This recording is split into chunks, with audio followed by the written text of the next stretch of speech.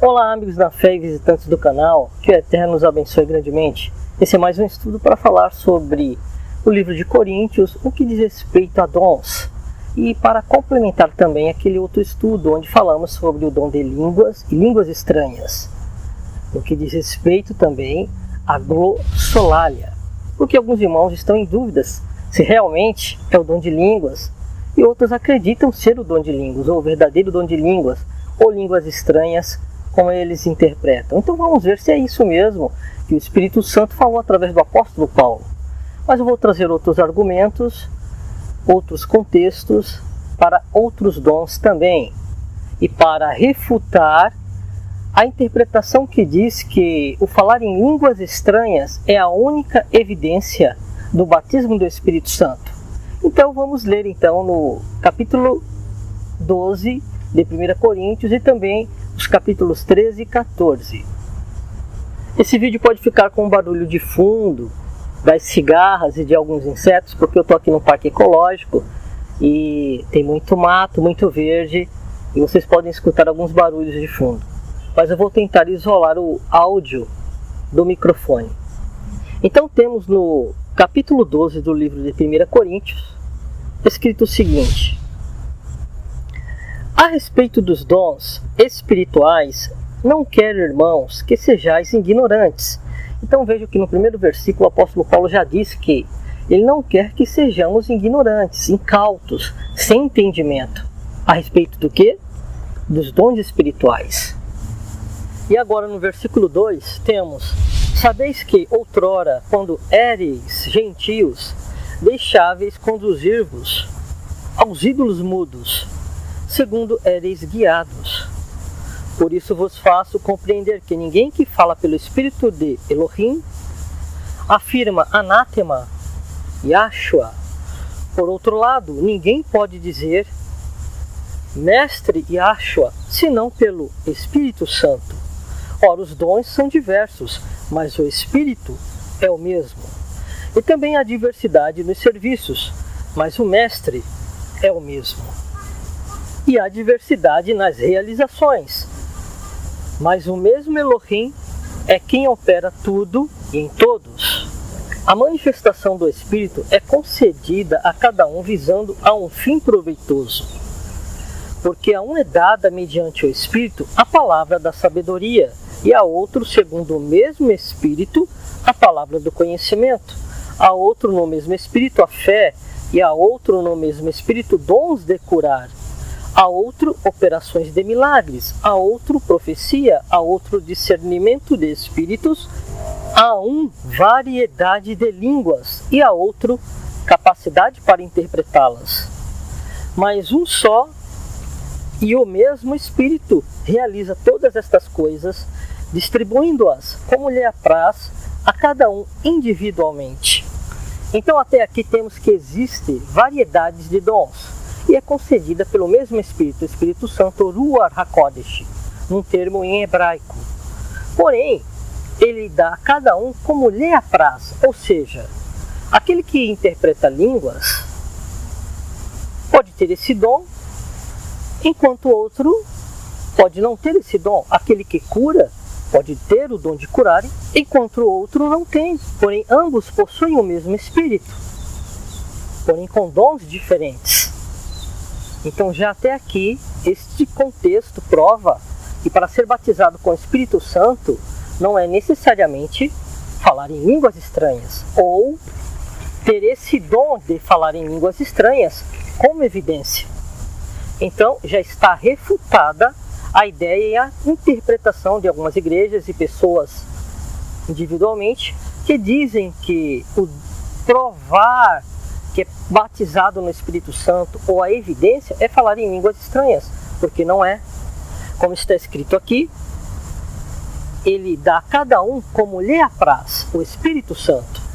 E continuando a leitura, no versículo 12 em diante, está assim: porque assim como o corpo é um e tem muitos membros, e todos os membros, sendo muitos, constituem um só corpo, assim também com respeito a Cristo, ao Messias.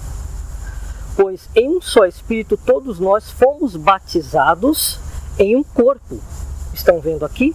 em um só Espírito fomos batizados, em um corpo, quer judeus, quer gregos, quer escravos, quer livres, e a todos nós foi dado beber de um só Espírito, porque também o corpo não é um só membro, mas muitos. Por isso os dons são repartidos, como se fossem membros para cada indivíduo do corpo do Messias, ou do corpo de Cristo, como é mais conhecido. E lendo novamente, no versículo 14, do versículo 14 em diante, porque também o corpo não é um só membro, mas muitos. Se disser o pé, porque não sou mão, não sou do corpo, nem por isso deixa de ser do corpo. Se o ouvido disser, porque não sou olho, não sou do corpo, nem por isso deixa de o ser. Se todo o corpo fosse olho, onde estaria o ouvido? Estão entendendo? Se a evidência fosse só falar em línguas estranhas do corpo, para provar que é o batismo do Espírito Santo, que a pessoa tem o batismo do Espírito Santo, onde ficariam os outros dons? É esse o contexto que ele está falando aqui, o apóstolo Paulo. Então está errada essa ideia que a evidência do batismo com o Espírito Santo é só falar em línguas estranhas. Não é. Porque o que ele está dizendo aqui, que são vários dons em um mesmo Espírito, que batiza todo o corpo e todos os seus membros. Por isso que no versículo 12 em diante, fala sobre os membros do corpo. E do versículo 17 em diante temos, se todo o corpo fosse olho, onde estaria o ouvido? Se todo fosse ouvido, onde estaria o olfato?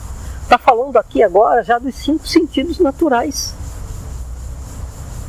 Mas Elohim dispõe os membros, colocando cada um deles no corpo como lhe aprouve. Se todos, porém, fossem um só membro, onde estaria o corpo? Imagina, o que ele está querendo dizer aqui? Se todos fossem só um braço, onde estaria o resto do corpo? Estão entendendo? Então não é só falar em línguas estranhas. Vai tirar foto minha não, hein? Não vai querer ficar muito bonito. Só deixa eu tirar foto minha se levar para um autógrafo. É mesmo? Acaba cobrando também. Ah, Falou! falou, shalom. Brincadeira. Tudo bem. E do versículo 20 até o final agora temos: o certo é que há muitos membros, mas um só corpo. Não podem os olhos dizer à mão, não precisamos de ti, nem ainda a cabeça aos pés, não preciso de vós. Pelo contrário, os membros do corpo, que parecem ser mais fracos, são necessários. E os que nos parecem menos dignos no corpo, a estes damos muito maior honra. Também os que em nós não são decorosos, revestimos de especial honra. Mas os nossos membros nobres não têm necessidade disso. Contudo, Elohim coordenou o corpo, concedendo muito mais honra àquilo que menos tinha, para que não haja divisão no corpo. Pelo contrário, coopere os membros com igual cuidado em favor uns dos outros. Então até aqui temos que é necessário que tenha variedades de dons dentro do corpo do Messias. Consequentemente, esses dons são distribuídos como parte dos membros de todo o corpo. E no versículo 26, de maneira que se um membro sofre, todos sofrem com ele, e se um deles é honrado, com ele todos se regozijam. Ora, vós sois corpo de Cristo, corpo do Messias, e individualmente membros desse corpo. Estão vendo aqui? A uns estabeleceu Elohim na igreja, primeiramente, apóstolos, em segundo lugar, profetas, em terceiro lugar, mestres, depois operadores de milagres, depois dons de curar, socorros, governos, variedades de línguas. Porventura são todos apóstolos? Não. Ou todos profetas? Não. São todos mestres? Não. Ou operadores de milagres? Também não. Tem todos dons de curar? Não. Falam todos em outras línguas? Não. Interpretam-nas todos? Não. Aqui o apóstolo Paulo está fazendo as perguntas e eu estou respondendo para que todos entendam. E no último versículo, versículo 31, temos: entretanto, procurai com zelo os melhores dons, e eu passo a mostrar-vos ainda um caminho sobremodo excelente. Então, para entendermos o contexto real das Escrituras, nós temos que fazer uma leitura linear de todos os versículos para entender realmente o verdadeiro contexto. Se isolarmos alguns versículos ou somente um versículo, a pessoa pode dar uma outra interpretação ou a interpretação que quiser e estar fora do verdadeiro contexto. Então temos que fazer uma leitura linear sem isolar os versículos. Aí vamos ter realmente o verdadeiro contexto do que o apóstolo estava explicando ali, nessa ocasião, nessa carta de Coríntios, capítulo 12. Então vejam que o contexto que o apóstolo Saulo, ou Shaul, em hebraico, como é conhecido, mais conhecido como Paulo, ele está querendo dizer que não é só o dom de falar em línguas estranhas que prova que a pessoa é batizada no Espírito Santo, mas que vários são os dons e nem todos possuem os mesmos dons, como ministérios. Nem todos são profetas, nem todos são apóstolos. Temos aqui que ele chamou uns para apóstolos e outros para profetas e mestres, porém nem todos são profetas e nem todos são mestres. Entenderam? Esse é o contexto, para dizer que todos possuem o mesmo Espírito, porque todos foram batizados pelo mesmo Espírito, como está naquele versículo que lemos. No versículo 13: pois em um só Espírito todos nós fomos batizados em um corpo. Ou seja, várias pessoas podem ter dons diferentes. Um falar em língua, o outro interpretar, o outro não falar em língua e nem interpretar, mas ter o dom de evangelizar, de ser mestre, ensinar a outros, de curar, de orar, colocar a mão sobre os enfermos e curar, e não falar em línguas. Porém todos possuem o batismo do Espírito Santo. Está escrito.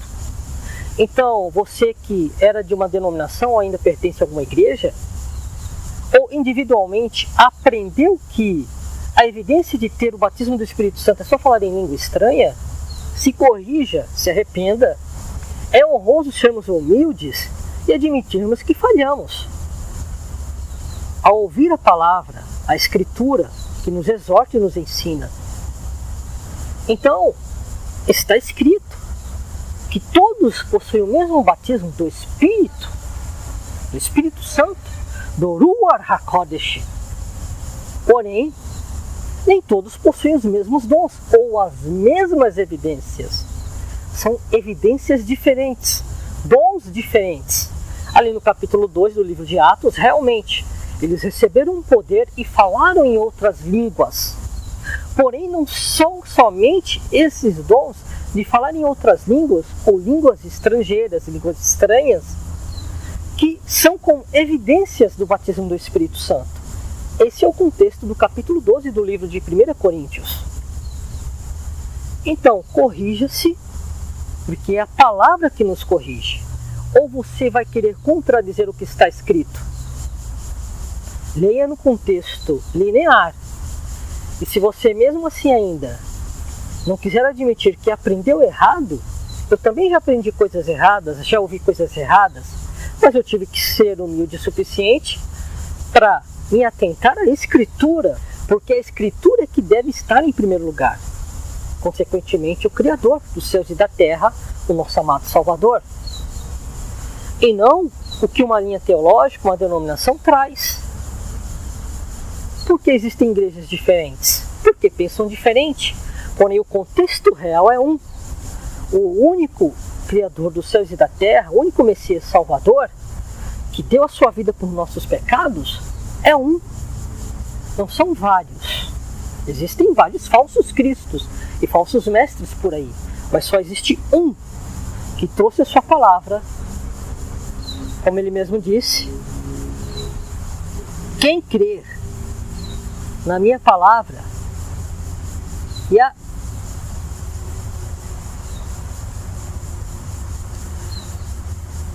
e crê naquele que me enviou tem a vida eterna. Agora, quem não crê não tem o Pai e nem o Filho.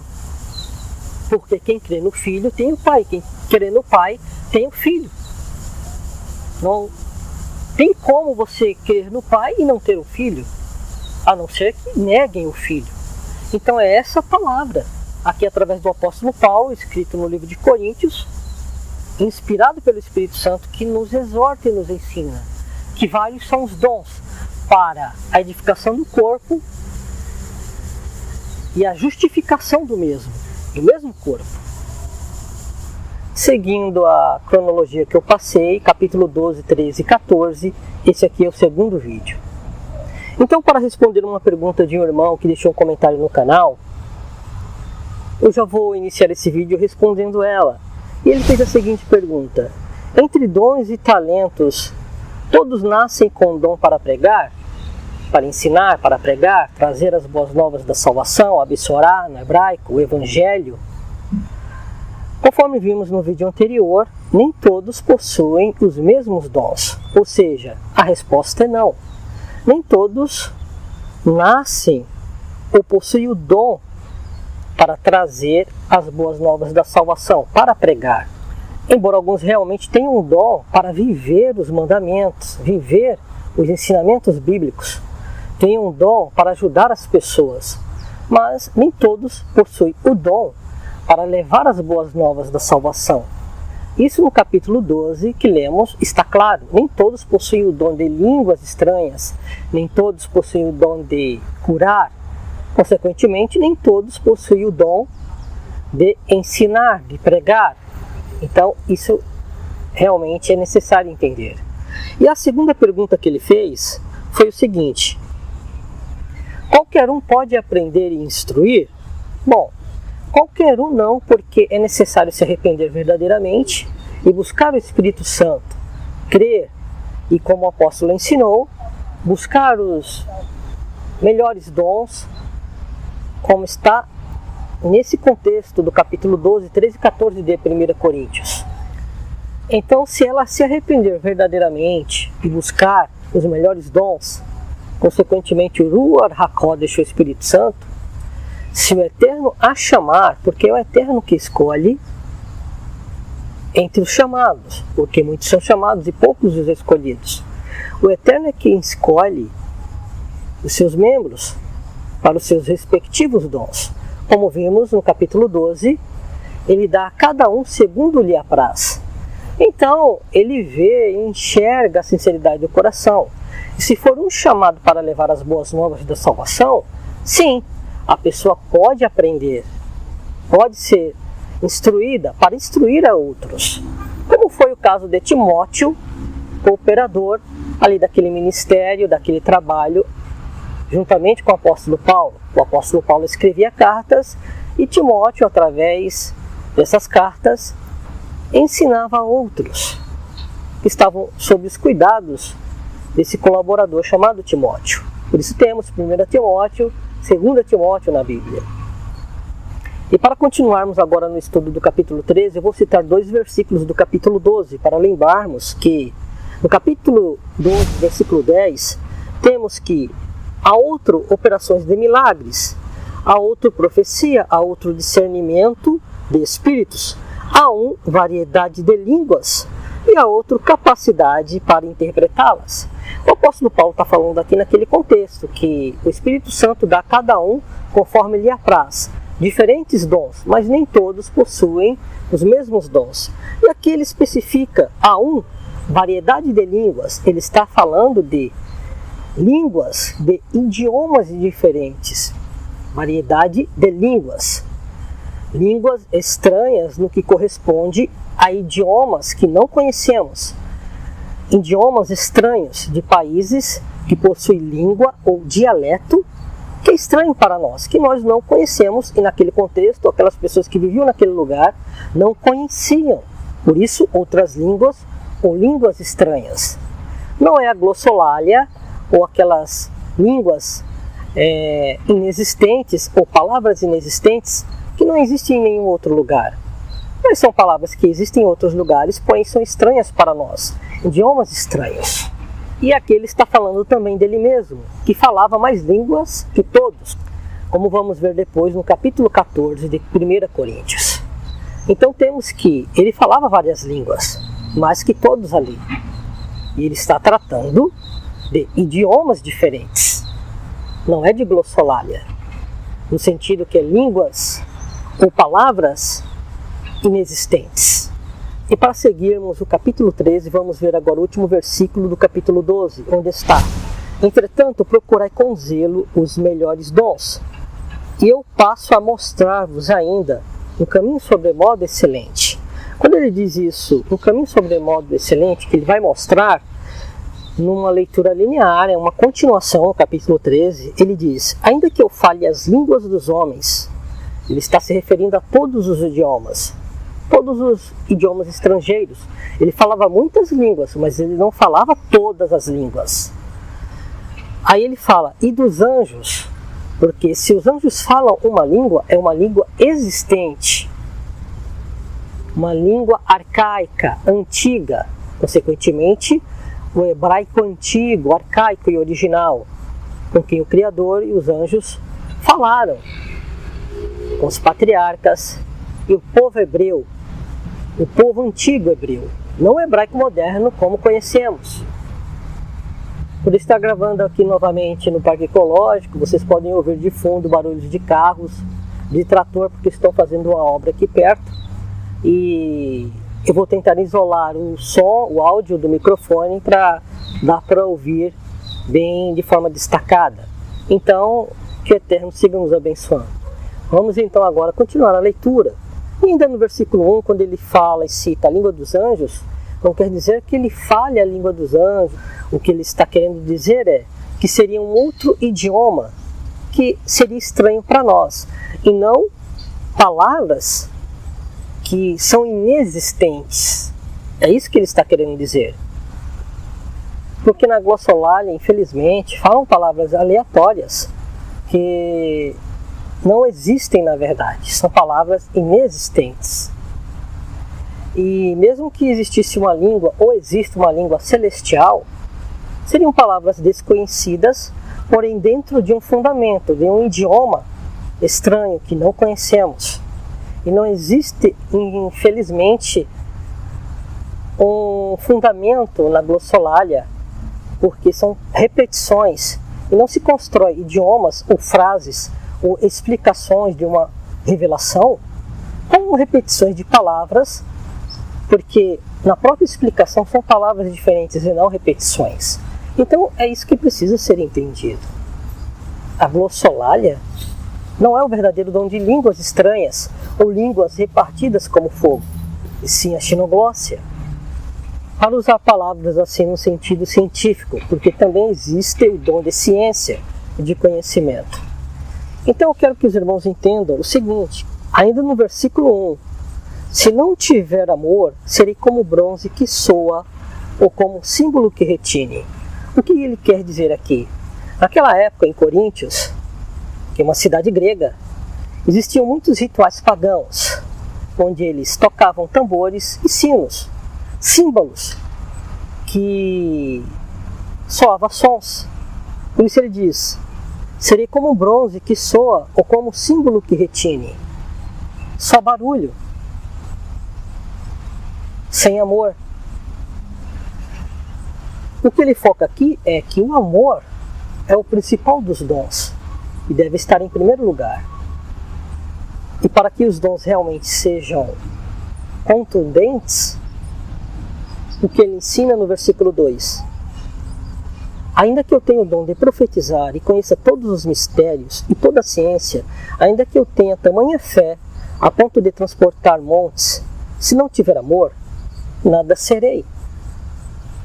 Porque realmente vai ficar como um símbolo que retine, faz barulho, mas é vazio por dentro. Não tem amor. Ou seja, o símbolo que retine sem amor, ele é alguma coisa? Ele não é nada, é um objeto inanimado, sem fundamento, sem propósito. Por isso no versículo 13 ele fala: e ainda que eu distribua todos os meus bens entre os pobres, e ainda que eu entregue o meu próprio corpo para ser queimado, se não tiver amor, nada disso me aproveitará. Ou seja, o Eterno não quer que você seja um mártir só para aparecer. Porque se não tiver amor e propósito realmente no seu coração, não servirá para nada. E nada você será.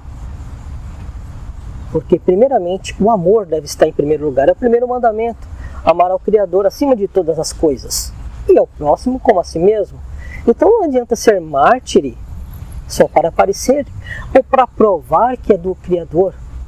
Tudo tem um propósito. E aqueles que são mártires estão dentro do propósito, porque o amor está em primeiro lugar. Eles não negam ao Salvador, por isso morrem por amor a Ele. E não são como símbolos que retinem, porque eles possuem o amor dentro deles. O amor ao Criador e ao próximo em primeiro lugar. Então temos que ele explica isto, que nada se aproveitará, mesmo que a pessoa tenha todos os dons, todo o conhecimento, toda a ciência, mesmo que ela tenha condições financeiras, reparta tudo aos pobres, nada se aproveitará se ela não tiver amor. Se ela fizer isso tudo para aparecer, ou para mostrar que está fazendo uma boa obra, para defender uma denominação, um status, um título, nada se aproveitará se não tiver amor. Infelizmente muitos fazem isso, né? Muitos fazem isso dentro das denominações, para aparecer, para mostrar que faz uma obra boa. Mas será que possui amor? Porque se não tiver amor, nada se aproveitará. E continuando no versículo 4, temos o seguinte: o amor é paciente, é benigno, o amor não arde em ciúmes, não se ufana, não se ensoberbece, não se conduz inconvenientemente, não procura os seus interesses, não se exaspera, não se ressente do mal, não se alegra com a injustiça, mas regozija-se com a verdade. Tudo sofre, tudo crê, tudo espera, tudo suporta. O amor jamais acaba, mas havendo profecias, desaparecerão. Havendo línguas, cessarão. Havendo ciência, passará. Porque em parte conhecemos e em parte profetizamos. Quando, porém, vier o que é perfeito, então o que é em parte será aniquilado. O que é em parte será aniquilado. Ou seja, o que temos de conhecimento do Salvador ou intimidade com Ele, em parte será aniquilado, porque aí teremos em toda a sua totalidade. Já na eternidade o conheceremos, o veremos face a face. Por isso no versículo 11 ele diz: quando eu era menino, falava como menino, sentia como menino, pensava como menino. Quando cheguei a ser homem, desisti das coisas próprias de menino, porque agora vemos como em espelho, obscuramente, então veremos face a face. Agora conheço em parte, então conhecerei como também sou conhecido. Agora, pois, permanecem a fé, a esperança e o amor. Estes três, porém o maior destes é o amor. O foco desse capítulo 13 é o amor. Por isso que no primeiro versículo e no último, ele destaca o amor. No grego é ágape, como a benevolência do Criador, a bondade do Eterno. O amor que é incondicional e às vezes é incompreensível, humanamente falando. Quero dizer que eu ainda farei um vídeo falando mais especificamente do amor e vou citar esse capítulo. Porém, mesmo que este capítulo traga em primeiro lugar o amor, eu estou enfatizando aqui sobre os dons de línguas, que outrora é interpretação de línguas e outrora realmente só são as línguas estranhas ou de idiomas que não possuem intérprete nenhum.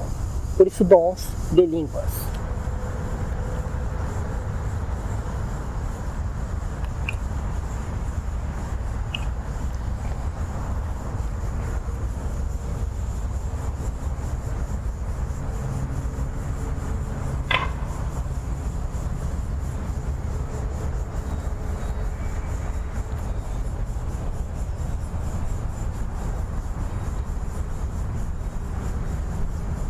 Então, meus irmãos, vou finalizar por aqui porque a bateria já está acabando. E como lemos, o amor está em primeiro lugar. Vocês já devem ter ouvido que Deus é amor, ou seja, Elohim, o Criador, o Poderoso, Ele é amor. No entanto, os dons que o Espírito Santo dá têm propósito. Consequentemente, os dons de línguas estranhas ou de idiomas, eles possuem propósito. Ou seja, no capítulo 14, o Espírito Santo, através do apóstolo Paulo, explica exatamente o propósito desses dons, de falar em línguas estranhas ou em idiomas estrangeiros. E vamos ver no próximo vídeo. Então entendam que o Espírito Santo deu dons. Porém, quando o homem não entende o propósito desses dons, eles podem continuar, porém sem entendimento. E ele, por ser uma mente superiormente humana, ele explica que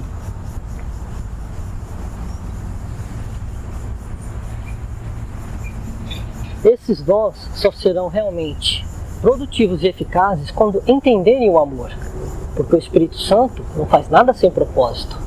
Por isso havia muita divergência e desunião entre os irmãos lá da congregação de Coríntios. Esse é o estudo do capítulo 14 do livro de 1 Coríntios. Como vimos no último vídeo sobre o capítulo 13, onde depois dos dons, depois que tudo passar, só existirá somente a fé, o amor e a esperança. E o maior deles é o amor. E continuando na leitura linear, no capítulo 14, no versículo 1, nós temos: segui o amor e procurai com zelo os dons espirituais, mas principalmente que profetizeis. Pois quem fala em outra língua não fala a homens, senão a Deus, a Elohim, visto que ninguém o entende, e em espírito fala mistérios. Aqui é no contexto, tanto do capítulo 12, 13 e 14, é no contexto de que não haja intérprete, porque se não houver intérprete, aí a pessoa falará em mistério com o Criador, porque não existe intérprete. Esse é o contexto desde o início do ensinamento, quando ele diz que não adiantava falar em línguas se não houvesse intérprete, porque se não houver amor, nada vale.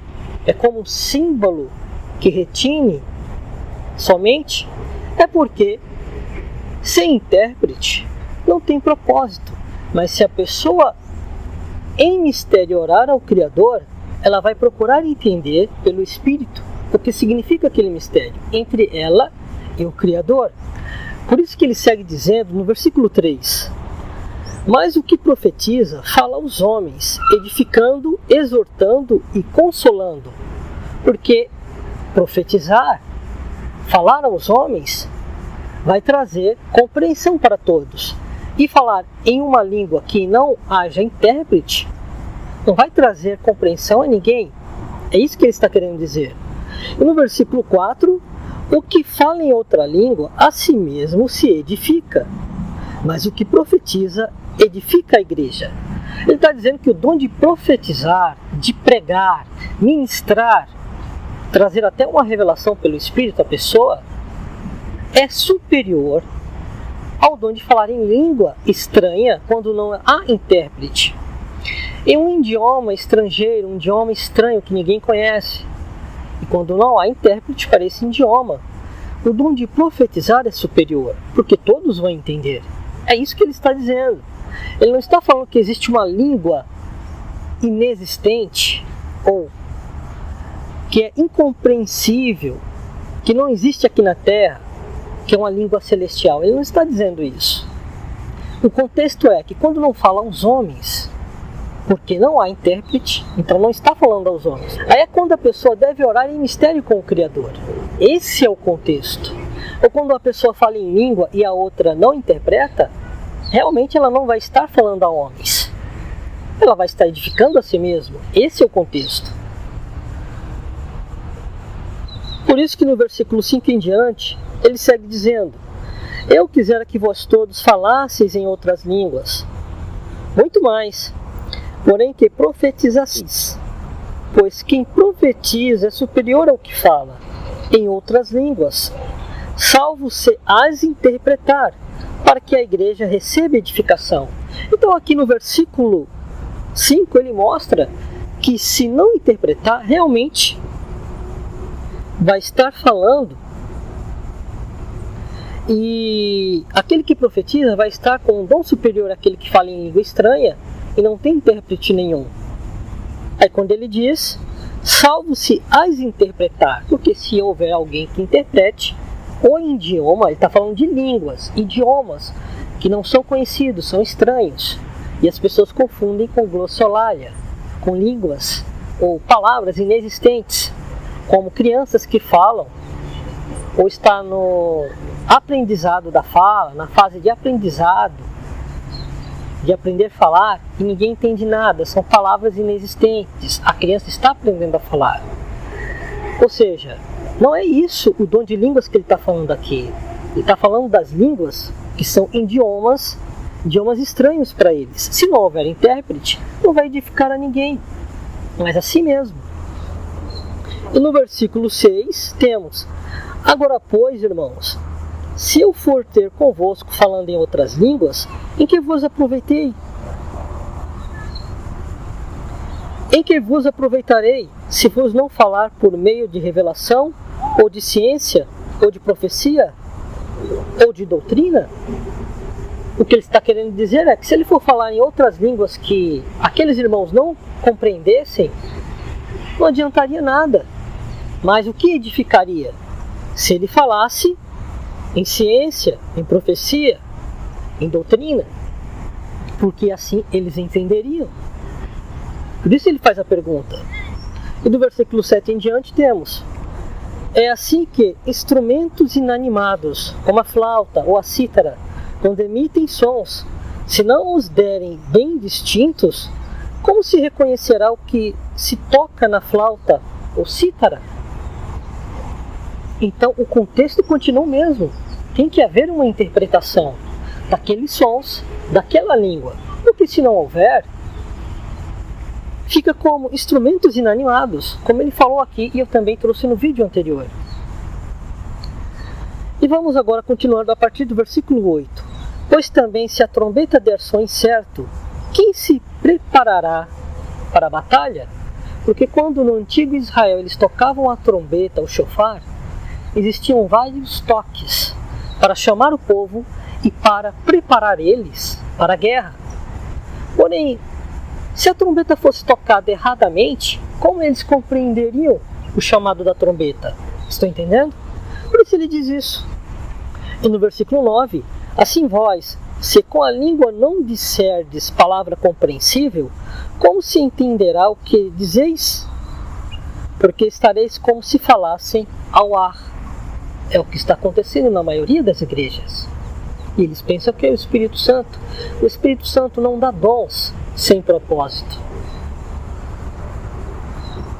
Há sem dúvida muitos tipos de vozes no mundo. Nenhum deles, contudo, sem sentido. Porque tem que haver um sentido. Tem que haver interpretação. Senão não há edificação. Se eu, pois, ignorar a significação da voz, serei estrangeiro para aquele que fala, e ele estrangeiro para mim. Estão vendo? O contexto é de língua estrangeira, um idioma estranho. Por isso que a pessoa será um estrangeiro, falando uma língua estranha, que ela não entende, que a outra pessoa não entende. É isso que ele está dizendo aqui. Ele não está falando de glossolalia, uma língua celestial, uma língua inexistente, ou palavras aleatórias inexistentes. E a partir do versículo 12 temos: assim também vós, visto que desejais dons espirituais, procurai progredir para a edificação da igreja. Esse é o propósito. Pelo que o que fala em outra língua deve orar para que a possa interpretar, porque se não houver intérprete, ele vai falar em mistério com o Criador, porque não vai falar aos homens. Então, consequentemente, para que ele entenda o que está falando com o Criador, Tem esse versículo 13. Pelo que fala em outra língua, deve orar para que a possa interpretar, se não houver outros intérpretes. Porque se orar em outra língua, o meu espírito ora de fato, mas a minha mente fica infrutífera. Que farei, pois? Orarei com o espírito, mas também orarei com a mente. Cantarei com o espírito, mas também cantarei com a mente.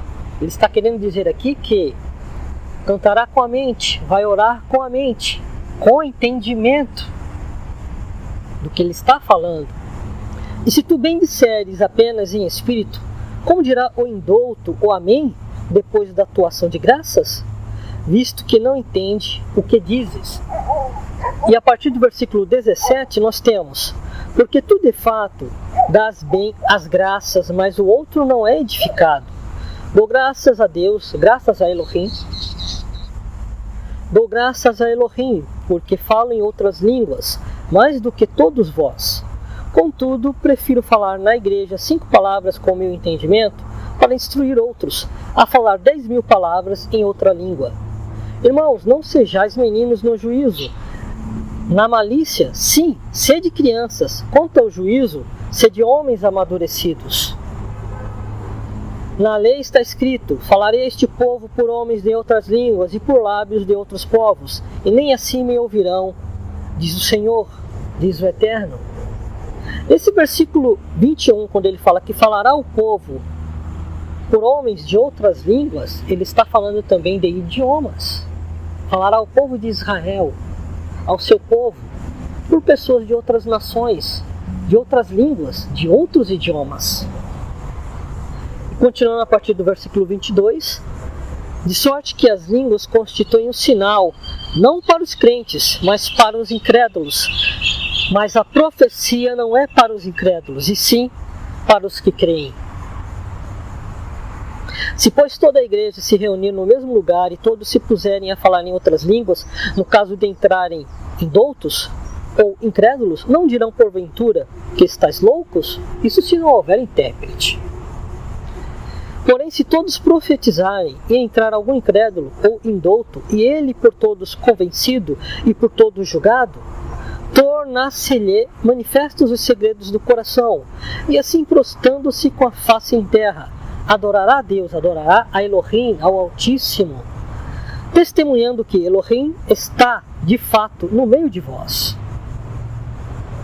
Que fazer, pois, irmãos, quando vos reunis? Um tem salmo, outro doutrina, este traz revelação, aquele outra língua, e ainda outra interpretação. Seja tudo feito para edificação, com ordem e decência. É isso que ele está querendo dizer. No caso de alguém falar em outra língua, que não sejam mais do que 2, ou quando muito 3, isto sucessivamente, e haja quem interprete. Ou seja, ele está falando de idioma estranho, e que haja intérprete. Continua o mesmo contexto, não é glossolalia ou língua inexistente. Mas não havendo intérprete, fique calado na igreja, falando consigo mesmo e com Elohim.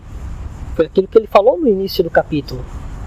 Tratando-se de profetas, falem apenas 2 ou 3, e os outros julguem. Se porém vier revelação a outrem, quem esteja assentado, cale-se o primeiro. Ou seja, tem que esperar um falar, ou terminar de falar, para depois você falar. Entende? Porque às vezes, se a pessoa for atropelar o que a outra está falando, para trazer o que ela quer falar, vira uma falta de respeito e desordem dentro da igreja, dentro da congregação, daqueles chamados eleitos e fiéis. Isso não pode existir. Porque todos podereis profetizar um após outro, para todos aprenderem e serem consolados. Os espíritos dos profetas estão sujeitos aos próprios profetas, porque Elohim não é de confusão, e sim de paz, como em todas as igrejas dos santos, todas as congregações dos santos, no original, Kahal ou Kehilá, comunidade, só que no grego traduzido como igreja. Ou seja, o Eterno não traz confusão, mas paz, com ordem e decência.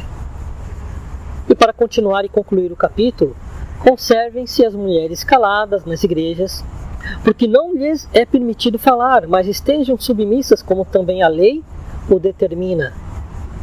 Se, porém, querem aprender alguma coisa, interroguem em casa a seu próprio marido, porque para a mulher é vergonhoso falar na congregação, na igreja. Não se diz respeito a testemunho, mas sim a tomar a palavra para trazer uma pregação, uma ministração a homens. É nesse sentido.